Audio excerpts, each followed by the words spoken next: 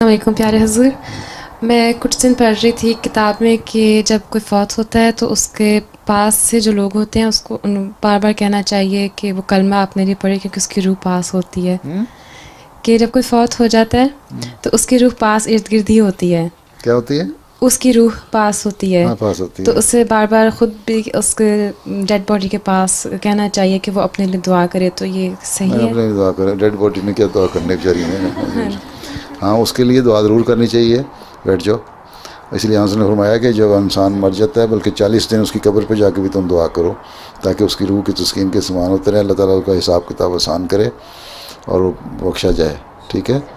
सूरह यासीन फ़ौत होते वक्त पढ़ी जाती है, तस्कीन के लिए ही पढ़ी जाती है और दुआ भी इसलिए करनी चाहिए। इसलिए हम नमाज़ जनाज़ा भी पढ़ते हैं और कब्र पे दुआ भी करते हैं। और जो करीबी हैं उनको 30-40 दिन, बल्कि 30-40 दिन, 40 दिन आंसर ने फरमाया कि जाके दुआ करो ताकि उसको सवाब पहुंचता रहे उसका।